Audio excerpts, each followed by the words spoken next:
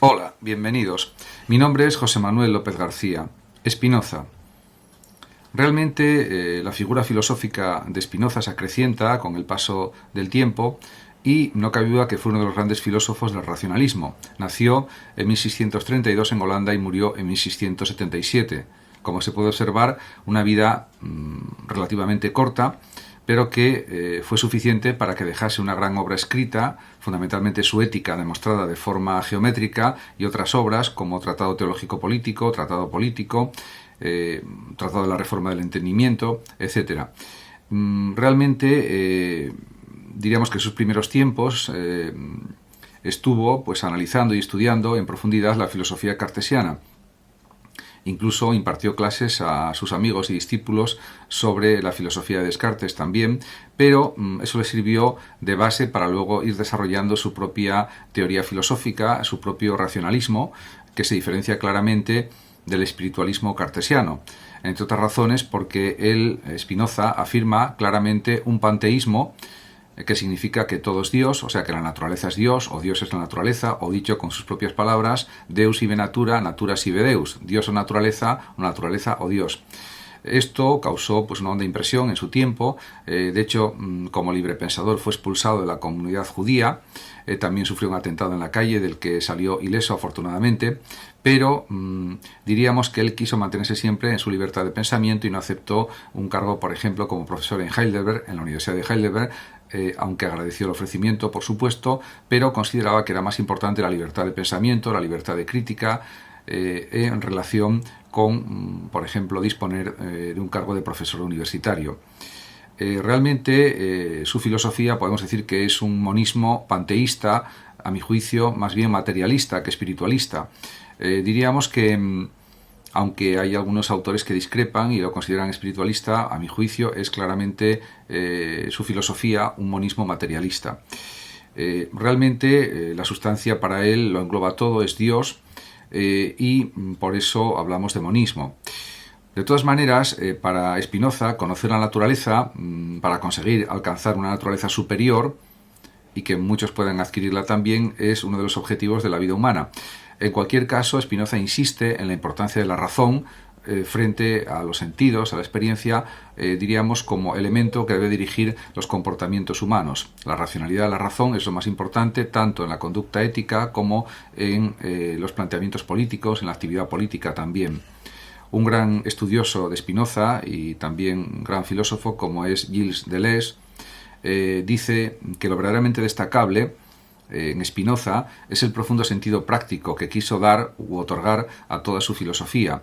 Sentido práctico quiere decir que su filosofía también tiene una vertiente política muy importante en la que él afirmaba el valor de la democracia, el valor de una especie de liberalismo democrático, aunque también con aspectos en cierto sentido propios del absolutismo, porque no hay que olvidar que él vivió en época plenamente absolutista y aunque era partidario del pacto de Estado para salir del estado de naturaleza y llegar a un estado político que afirmara la libertad humana y que afirmara sobre todo las leyes y la razón, pues aún así todavía tenía algunos aspectos absolutistas su planteamiento político, aunque en general se le suele calificar de un pensador liberal democrático, y yo considero que así es.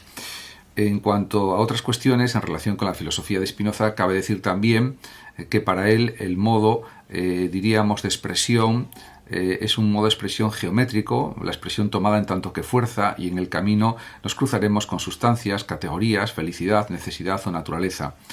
Él pretende que la filosofía sea tan rigurosa como la geometría, por eso habla de ética demostrada de forma geométrica, y además aparece también como la filosofía como un intento elevador del hombre hacia Dios, con lo que él denomina amor intelectual de Dios. Dentro de su Ética, que es su obra más importante, podemos decir que desde el planteamiento epistemológico, desde su teoría del conocimiento, Spinoza considera que hay un primer grado, que lo podemos identificar con la experiencia vaga o por signos, y que corresponde a la opinión o la imaginación. También hay, diríamos en su teoría del conocimiento, un segundo grado, que son las nociones comunes o ideas adecuadas de las propiedades de las cosas, y que está representada claramente por la razón. Y hay un tercer grado que podemos considerar que es explicable a partir de la idea adecuada de la esencia formal de algunos atributos de Dios. Además, siendo la sustancia pues una identidad de naturaleza y Dios, diríamos que la sustancia engloba también el orden necesario del todo. Pero en relación con su teoría del conocimiento, él realiza, Spinoza, varias clasificaciones, y así en su corto tratado pues cambia un poco esta clasificación del conocer, del conocimiento, y dice que hay un primer grado de oídas, sería un conocimiento de oídas, por decirlo de alguna manera. El segundo grado es la experiencia y el tercer grado sería la creencia. Y también añade un cuarto grado que él considera que es el conocimiento claro. Indudablemente parece que es más fiable seguir las distinciones de la ética que de la reforma del entendimiento, entre otras razones porque la ética es de sus últimas obras y es la que ya en definitiva consolida su pensamiento, aunque por supuesto hubo un periodo de evolución de su filosofía. Para Spinoza, el fin último de la filosofía era el conocimiento de la unidad de la mente con la totalidad de la naturaleza. En este sentido, para Spinoza, todo deriva de Dios en virtud solamente de las leyes de su naturaleza. Y en relación con Dios o la naturaleza, que para él es lo mismo, su potencia se identifica con su esencia y todo lo que él puede existe necesariamente. También insiste Spinoza en que toda la naturaleza deriva necesariamente de la esencia de Dios. No existen imperfecciones en la naturaleza, en el sentido de que todo es Dios. La sustancia, además, para Spinoza se define por dos características: la subsistencia en sí misma y la autonomía en su concepción.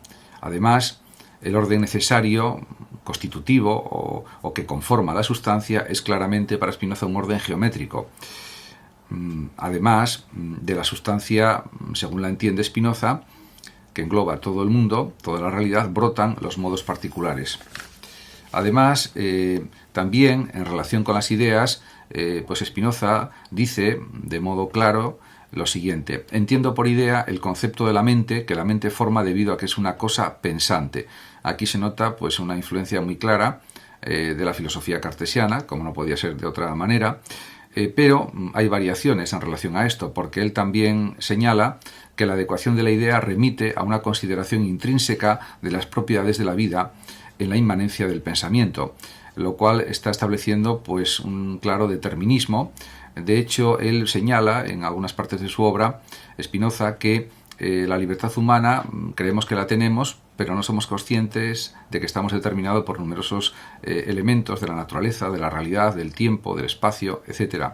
Y por lo tanto, imaginativamente creemos que somos libres, pero en realidad hay un determinismo evidente, diríamos, en la realidad, en cualquier forma que podamos entenderla.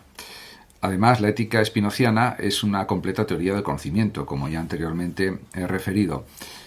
En relación con la ética de Spinoza, se han escrito muchos libros sobre ella, pero podemos decir claramente que es una ética intelectualista, ya que sigue continuamente los dictados de la razón. A diferencia, por ejemplo, del emotivismo de Hume, de David Hume, que era pues un filósofo empirista, diríamos que Spinoza claramente apuesta por la razón, por el orden, por el método, diríamos en los comportamientos y también en el conocimiento, y por eso insiste el mismo Spinoza en que el hombre libre es el que vive siguiendo los preceptos o los dictados de la razón, de la racionalidad. Y en cuanto a su ética vital o su ética de la vida, Spinoza es muy claro y dice lo siguiente: el hombre libre en nada piensa menos que en la muerte. Por lo tanto, su filosofía, la filosofía spinoziana, es una filosofía de la alegría, del entusiasmo, de la pasión, en cierto sentido, aunque esté esa pasión muy controlada por la razón, pero diríamos es una ética que apuesta decididamente por la alegría, por la positividad, por el entusiasmo, en el sentido más positivo que podamos pensar de todas estas cuestiones. La virtud, por tanto, es un fin moral que sirve de medio para la felicidad. La virtud, diríamos, no está reñida con la tristeza, con la pena, con la amargura, y por lo tanto él busca pues una ética de la felicidad, una ética de la alegría, de la vitalidad, y eso es realmente lo positivo, eso es realmente la virtud para el propio Spinoza.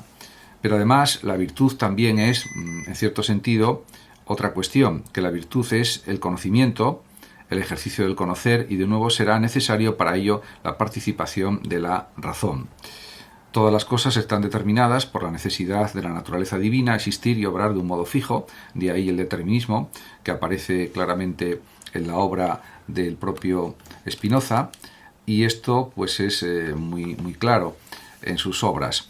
La felicidad para Descartes, por tanto, consistiría, por un lado, en la consecución del propio ser.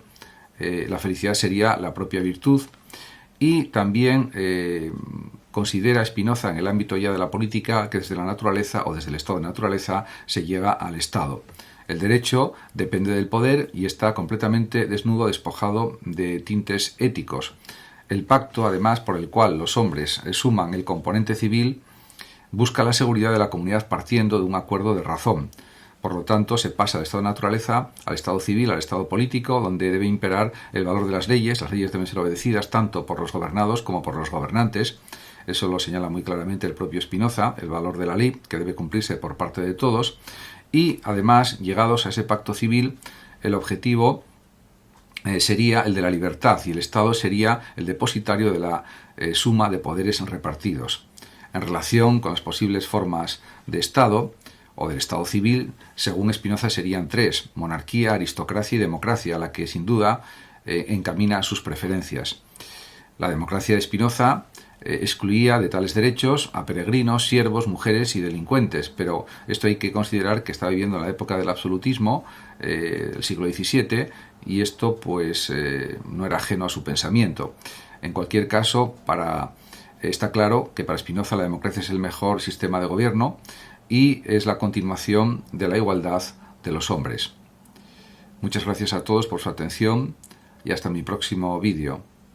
Saludos también a los oyentes de Radio Sofando de México, y por último decir que el que lo desee puede compartir este vídeo o simplemente suscribirse a mi canal. Hasta siempre.